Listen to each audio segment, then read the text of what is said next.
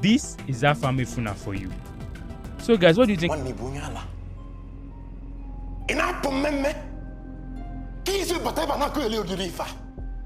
Uncle Witness with the ziggy and cuckoo, eh? See my Bobico. I said, get out of my office. Paul, Namsin office keeper. Abu million on the way. Afemefuna. You get 2 weeks. I am 10 million naira. More where? The movie begins in the village. We see Afemefuna celebrating his father's remembrance. Some youths are out in the field kicking football and enjoying themselves when the ball goes out of play. One of them rushes to pick it only to find something. Here something is wrong. He finds a corpse lying there. The name of the dead person is Paul. So, who is he and how did he get there? Now, Afemefuna and his friends and guests were enjoying the party, see money flying around when one of his boys comes to whisper something in his ears. The police are asking for you. Oh boy. Immediately, Afemefuna goes to the living room to meet the officers. I am ASP Gidado Shehu from the Nigerian police. The policeman speaks with a thick Hausa accent. Okay, no problem. He says, they are there investigating the death of Mr. Paul Obiajulu. Paul is dead? How? Where? ESP Gidado says you will find out when we get to the station. Mba, you cannot drag Odogu to the station. Afemefuna begs the police that they should allow him finish his celebration first. Gidado says no, he is needed right away. Afam boy says, Oga, should I call madam to call the commissioner of police? Afam says, no, don't worry. He tells his guys not to escalate things. Instead, they should go back to the party. One says, Mbanu, we will call people. We have people in high places. Calm down now, calm down. Don't worry, Just continue with the guest. I will be back soon. Then he follows the policeman through the back door. Now at the station, ASP Gidado sits him down for questioning. What is your name? He says, Chief Afemefuna Okore. What do you do? He says, I'm a businessman. What kind of business? Beauty materials, furnitures, imports and... Officer, look, you already know what I do for a living. Then the Hausa police says, Bia Mokem, Ichene Karenewu. You speak Igbo? Gidado says, yes, I'm trying my best. Then he starts the interview in Igbo. Why are you just remembering your father's death now? Afam says, he was poor when his father died. Oh, I see. Gidado says, so now that you are rich, you want to do it, You are now what the English calls big boys, Yeah. The police are also on Instagram and all social media. We see how you spend. You spend lavishly. Afam says, I work very hard for my money. You worked hard. Okay. How do you feel about Paul's death? Afam says, I don't know. Oh. The police continue to ask him, when did he find out about the death? Afam says, you are the one who told me this morning now. I never knew. Gidado then switches to Hausa language. Kai, this boy is stupid, I swear. You are a bastard. And you will tell me the truth. Then he switched back to Igbo language. Why did you kill Paul? Kill Paul? I said I just heard that Paul is dead from you. So how did I kill him? Gidado says, okay. Where were you 3 days ago? He said at my house in the village. Okay. So how did you meet Paul? Afam says, I met Paul a few years ago after my father died. I was 17 years old and then in our family, one person must leave the family to go out and hustle. So he was the one they sent to Lagos to hustle so he can feed the family. And getting to Lagos, he became an apprentice to Odogu who sells building materials. Now people, let's join Afemefuna to travel to his past to learn what actually happened between him and Paul. Quick disclaimer, Afemefuna is directed by the talented Kayode Kasum. And this recap is not meant to replace the movie, neither should it stop you from watching the full movie in its entirety on Netflix. Also, note that this recap contains heavy spoilers. If you are new here, please consider subscribing and turn on the notification icon.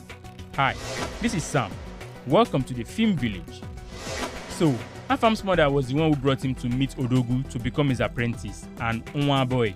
Now, after the mother concludes with Chief, she takes him out for a quick pep talk. She advised him to be diligent to work very hard and put his eyes on the trade.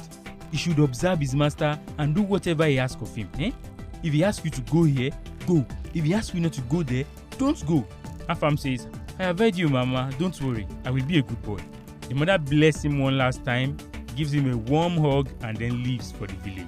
Then we have a final goodbye wave from her. Afam returns to meet his new master.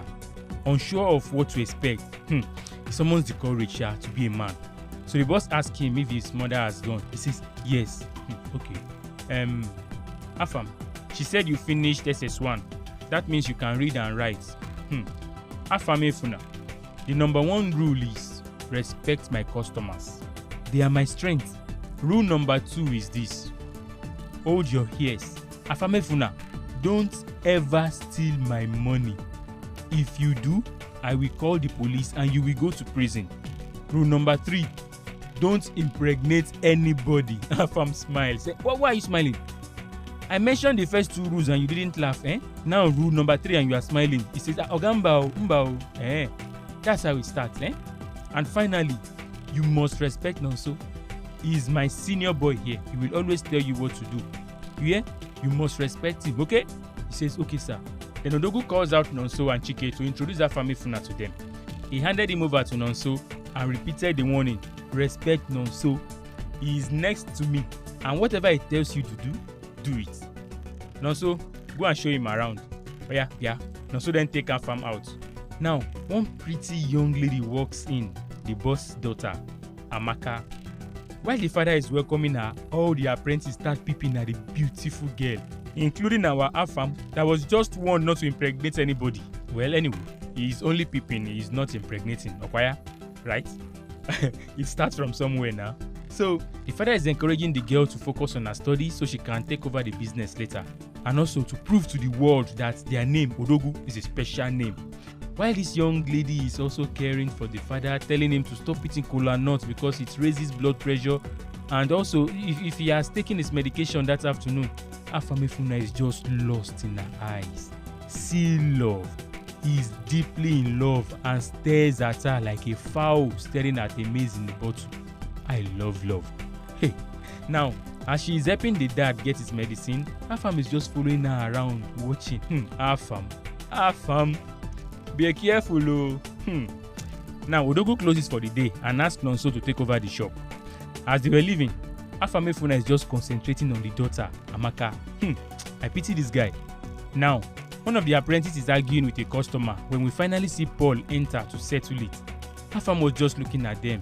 Now he has seen why the boss asked him to respect others. They know their job. Paul has sweet mouth and he was able to calm the situation and make the customer even buy the item. Later, Paul takes Afam to show him around and show him other places. He showed him some people in the market that he must avoid.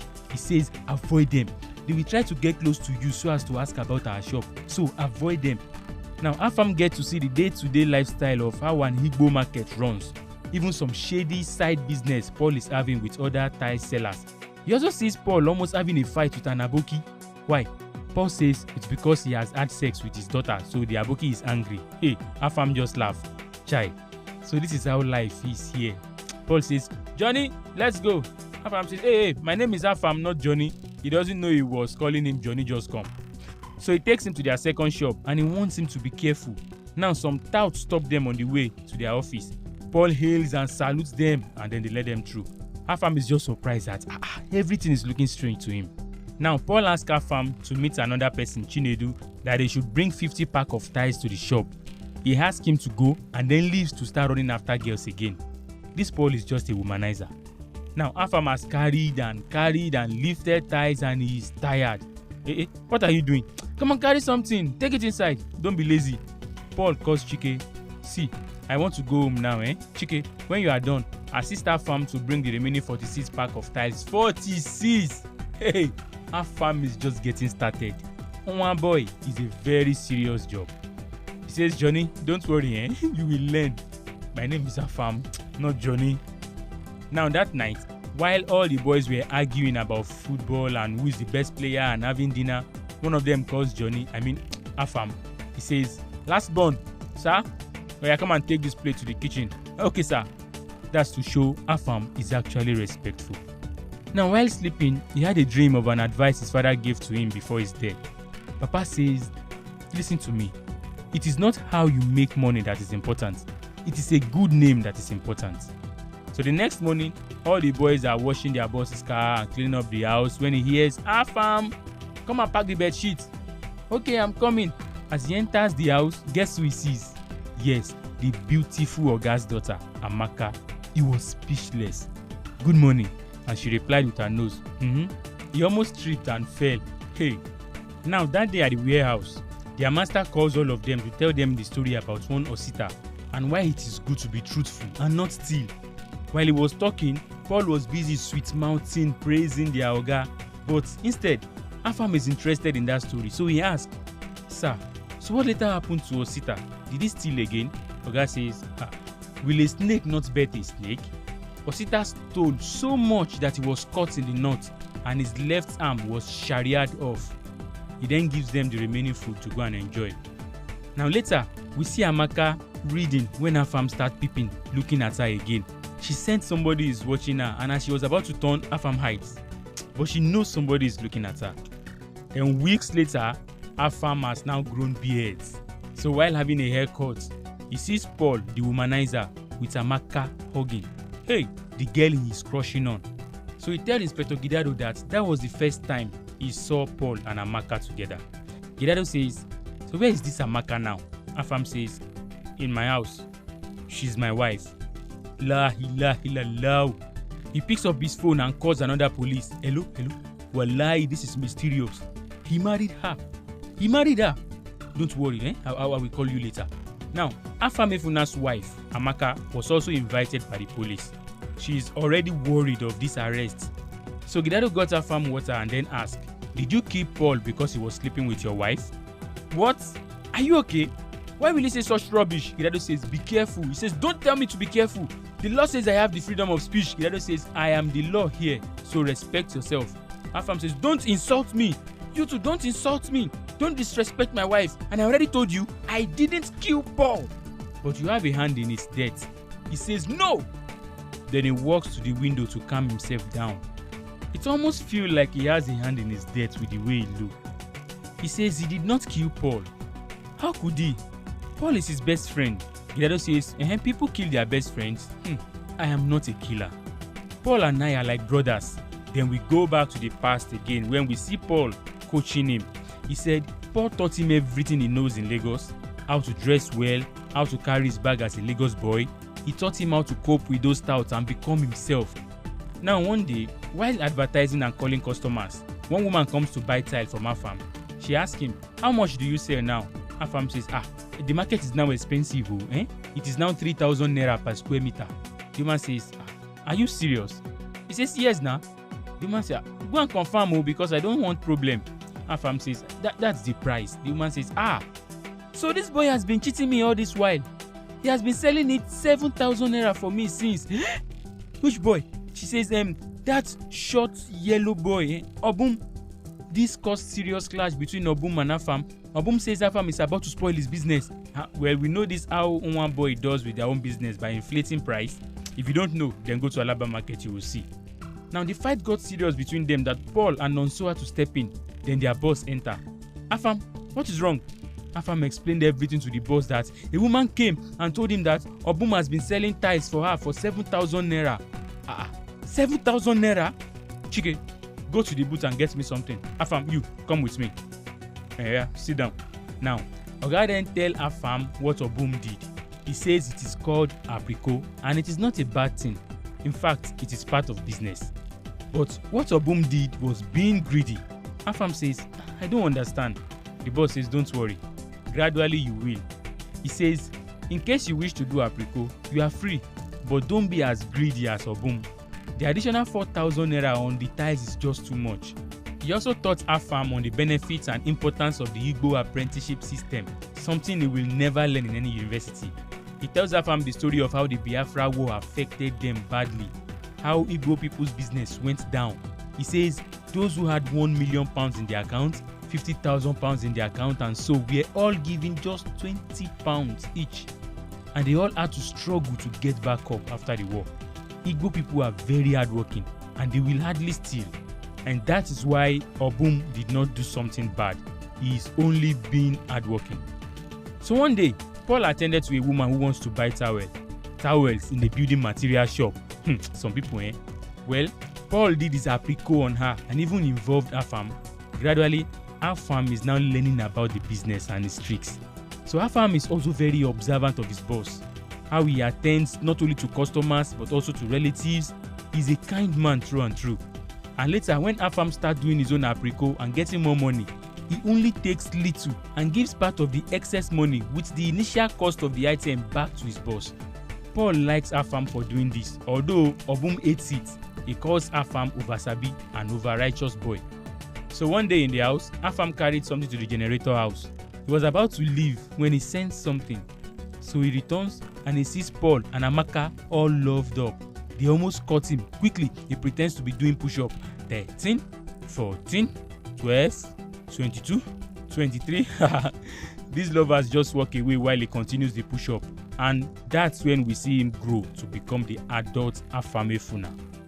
He was doing his regular exercise one morning when another young and new apprentice comes to call him.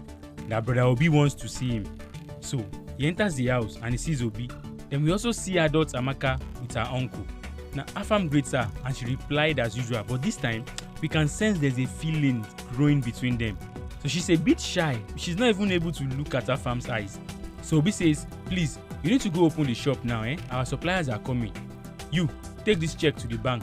Amaka cuts in. Uncle Obi, I think it's better if Afam goes to the bank and Ikenna goes to the shop. Afam gets the feeling that Amaka is helping him to get a more dignifying part of the job. So Afam starts wondering, why will Amaka say he should go to the bank instead? So he leaves the room, but eavesdrops outside and hears Amaka saying that she prefers Afam going to the bank because he has been with them longer. So they trust him with the money.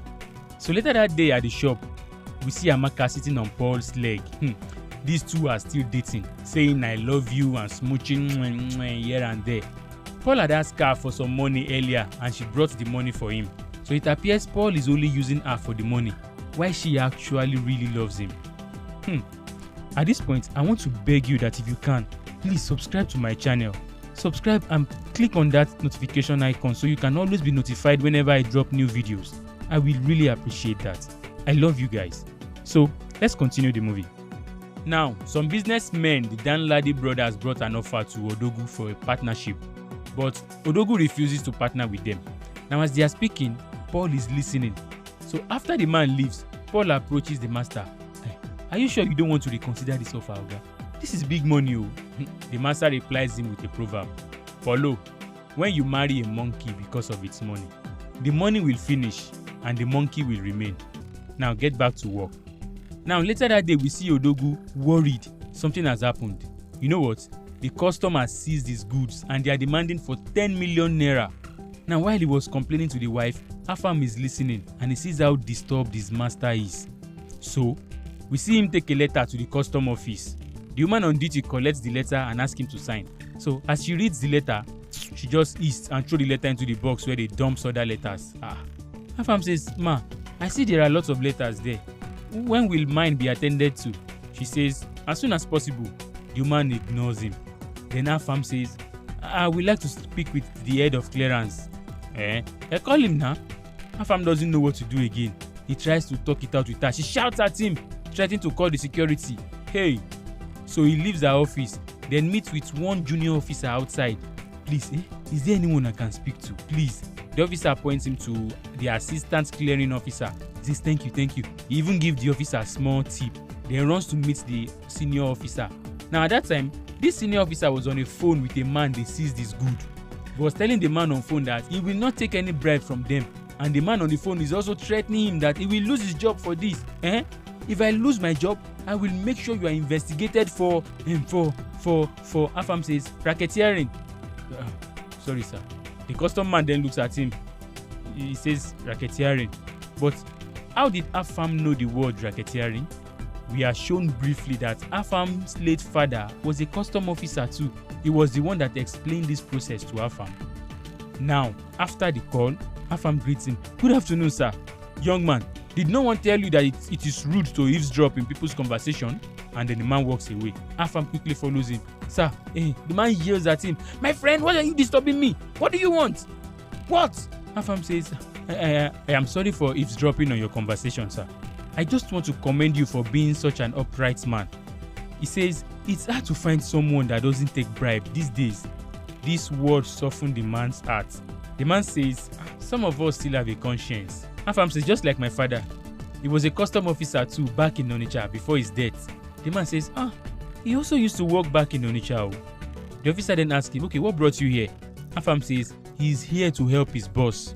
His container has issues, eh? The man then takes Afam in to help him. Unfortunately, the problem is beyond this man. He says, only his boss can help Afam. Afam says, is there a way you can talk to your boss?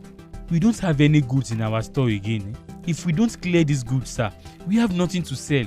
And my boss can no longer sleep. The man says, okay, let me try something. I hope it will work.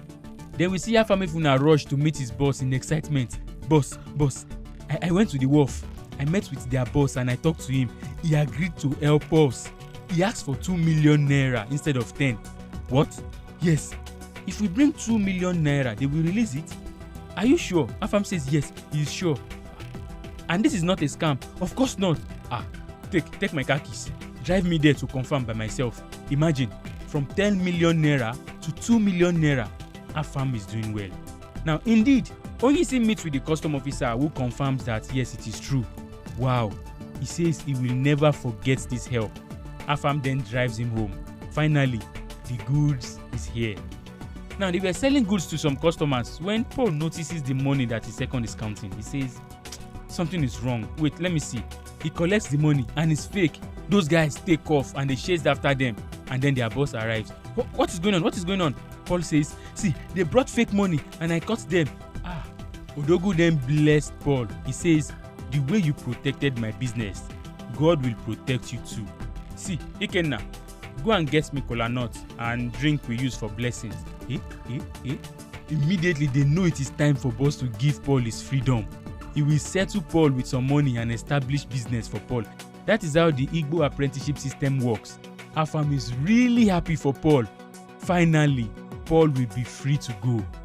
Now at Odogu's house, people are gathered there waiting for the occasion to start. Now as Afam and Paul enters, they notice that everyone in sitting are not Paul's relative. They are Afam's relative. What's going on? Auntie, Afam, Marty Silas, how is Mama?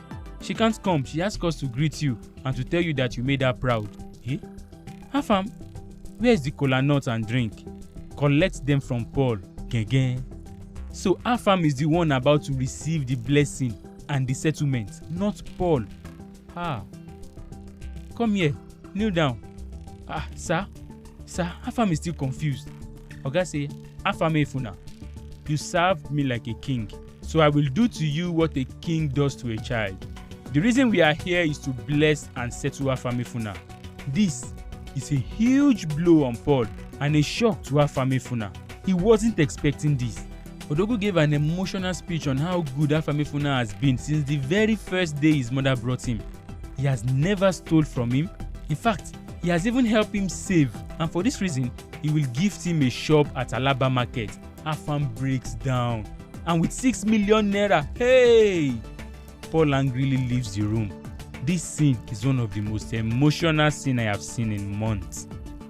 Now, while celebrating, Afam notices how sad Paul has been, so he goes to meet him. Paul says, "Don't touch me." Bro, why are you standing here? Oh, Paul is well. At this point, the Jacob and Esau story begins between these two. Paul accused him of stealing what belongs to him.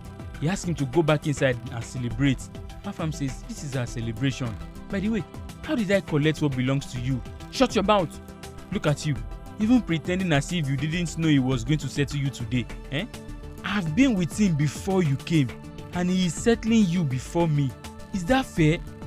Afam says, "God's time is the best." Hey, that statement is just like he poured petrol on fire. Paul says, "From now on, you and I are no longer brothers. Let's go our separate ways." Hey! Now, since Afam has been settled and he is free to go, we see him pack his load to leave. On his last night there, as he is about to enter the vehicle, he noticed Amaka crying her eyes out. He quickly approached her. "What's going on? What's wrong?" Did someone harm you? She says no. So what's wrong? Is it because of Paul? Amaka says Paul asked her to borrow him 1 million naira to secure a deal she says she doesn't have, and Paul convinced her to steal from her dad, and then she did. Now that he is gone for weeks, her father is now asking for the money. Amaka wept bitterly, and to calm her down, Afam hugged her. Like, this lady's tears is just too real in this scene. Trust me, it even shattered my mood when writing the scripts. I felt it. So Afam calms her down and bids her goodbye. So let's go back to the police investigation. The policewoman asked Amaka if that was the last time she heard from Paul. Amaka says no. So when? Well, one day while shopping for clothes, she sees Afam and they greeted. It's been long. Afam says, wow, you look as beautiful as ever. I thought you were in the UK. Wait, you are not married yet. And while they were exchanging greetings, we see Paul. So she's back with this guy again, we men. Well, Paul quickly shows Afam that he owns her by planting a kiss. Now remember, Paul says that they are no longer brothers. So their greeting was brief and Afam walks away. But before going, he gave her his business card. Later, we see Afam and Amaka out on a date when Afam asks her, after everything he did to you, why did you still go back to him? She says he came to her graduation and the way he looked at her make her feel she isn't alone. She knows it sounds stupid though. Afam says, you are not stupid. Then he holds her hand and says, she's beautiful and he wants to be with her. Hey, she is confused. Then Paul calls her phone. Afam, I have to go now. Afam says, I just told you something. Give me a response. He placed his hands on her cheek and asked, what do you say? Hey, what will Amaka do? Afam says, I have always wanted you right from the very first day I saw you. So Amaka, I'm not going to let you go. Give me one chance to prove that I truly deserve you. Hey, see someone that Paul just blamed for collecting his settlement is also about to collect Paul's woman. Or is this the reason why he killed Paul? Well, let's continue. So Afam goes to visit Amaka's dad. It's been a long time. Imagine the feeling of seeing his former boss again. They were both excited and they hug. Come, sit down. I see you brought gifts, and he says, yes, it's just something small. So how are you feeling? Odogu says, the doctors are trying their best. Then Odogu tells Afam, I see you are still attracted to my daughter, Odogu has killed me, Afam says. So Odogu knows all along. The man says, even a blind man can see that he loves her. Anyway, Odogu tells him, you have to worry because there is no time to waste. So later we see Afam and Amaka talking briefly outside, and Afam asks if Amaka has thought about his request. He says he truly loves her. Amaka says he will get back to him first. Afam says okay, no problem. He will wait for her. So Amaka goes to visit Paul to end things with him. Getting there, Paul did not even allow her speak. He says later and just lifts her straight into his room for a quick round. I don't even know if it is quick. Now after having sex with her, she says she's leaving him. Paul is busy pressing his phone that he did not even hear what she said. What he wanted was the sex and not any affection or gist. Amaka is disappointed at this point. Now, take note of what happened here. We will get back to this place later. So she leaves Paul to meet Afam that night. Is there food? Afam says, yes, I have food and drinks and anything you need. Come in. He then gives her an affectionate hug. Finally, we see Afam and his family officially visiting Chief to ask for her lovely daughter's hand in marriage. So they brought these gifts and drinks and the father asked, should we accept them? Amaka says yes and everybody clap. Afam is excited. Now let's go back to the investigation. She says that was the last time she had any contact with Paul. So the inspector asks her, Amaka, did your husband kill Paul? Afam replies, I did not kill him. How come the moment you stop paying him, he dies? Wait, paying who? Afam has been paying Paul? Paying him for what? Okay, this is what happened. The police says they have proof that Afam is in business with that Danladi Brothers cartel. Therefore, he has hand in Paul's death. Contact your lawyer now, because the minute we finish our investigation, we will detain you for the murder of Paul. Wait, did Afam really kill Paul? He says, "Officer, Egbugimbu Paul," meaning, "I didn't kill Paul." Who killed Paul? Afam says, "Paul started getting involved in bad deals. He got himself involved with bad people." Gidado says, "Is it the Danladi brothers cartel?" He says, "Yes." Afam then narrates that back then, after Odogwu refused to partner with those Danladi brothers because he knows their intention was to use Odogwu's business to launder money, Paul contacted them and he stopped working for Odogwu and partnered with the Danladi. So the Danladi brothers gave Paul the money to start his own business, and they have been using Paul to wash their dirty money. The money Paul owes them is worth 300 million naira. So Paul ran to him for help, that they want to kill him. Afam says he pitied Paul and so he decided to help him. He always sent 5 million naira every month to those people to leave Paul alone. So one day Paul wants to have a house party, so he comes to meet Afam for money. Afam says he doesn't have money. He just paid 5 million naira to the Danladi brothers, so he can only give him 1 million naira. Paul says, "What is 1 million naira? 1 million for who? For what? I'm having a house party and you are giving me 1 million. See, it's like you've forgotten what happened, eh?" Paul begins to remind Afam that he stole his. See, Afam gets angry. "Stop saying that rubbish. I didn't steal Amaka from you. Is she a goat that I can steal? You and I know you don't love her. You were only using her. So enough is enough." "Oh, this is what I want. Now you will know that I have arrived." Paul then threatens him. He says, "See, my friend, find my money now if you don't want me to expose you."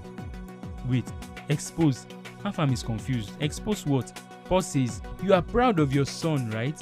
Do you know that he is my child? Are you mad? Are you crazy? How will you say such thing? Is this how desperate you are? Get out of my office. I said get out of my office." "Oh, Afemefuna, I give you 2 weeks to give me my 10 million naira cash, or else I will tell the whole world that I am the real father of your son." Afam still finds this hard to believe. "You are a liar. Get out." So after leaving, Afam gets worried and decides to do a paternity test on the boy.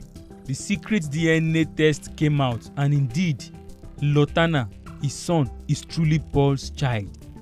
Even after finding out this secret, Afam decides to protect his wife and his child. He sent Paul that 10 million naira he requested. You know what? Still, Paul did not stop. He kept blackmailing Afam. Paul kept milking Afam dry. 5 million naira every month to the Danladi brothers and 10 million naira silence money. Hey! Paul took this serious, almost getting violent when one day Afam says he will not pay him any money. Then Amaka joins them. Afam quickly changed the subject. Now after she leaves, Paul asks, "So when will I get my money?" Afam says, "Paul, why are you treating me this way, eh? We are brothers." He says, "We are not brothers. I am giving you 2 days, or else I will tell the whole world that Afam cannot father a child." Ha ha ha! Paul. Afam gets extremely furious. So he picks his phone and calls the Danladi brothers and says the 5 million naira for that month, he won't be paying it. Do you know what that means? It means the Danladi brothers will kill Paul. And that is what happened. They killed Paul. Now after telling ASP Gidado the whole story, Gidado understands it full and he packed up his file and asked Afam to please go. He is a free man. He says if they need him anyway, they will call him.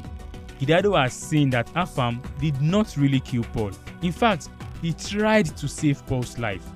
Even at that, Paul's death seriously shook Afam.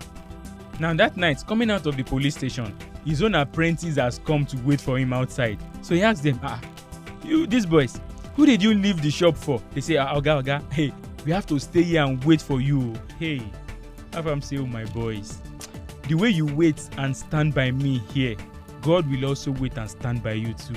Amen, no, they all shout. So getting home, Afam calls his wife to show her the DNA results that Paul is the father and has been blackmailing him since. This really pained Amaka. He explained everything to her and also assured her that he did not kill Paul. Now, let's answer this question. How did Amaka get pregnant for Paul? When did it happen?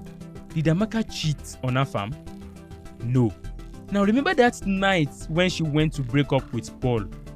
That was the night Paul impregnated her. And that night was the night she left to meet Afam. So that last sex she had with Paul was what got her pregnant. But our good Afam promised to still treat Lotana the boy as his own child. Nothing will change. Now he says, let's return to the party, and the movie ends. So, this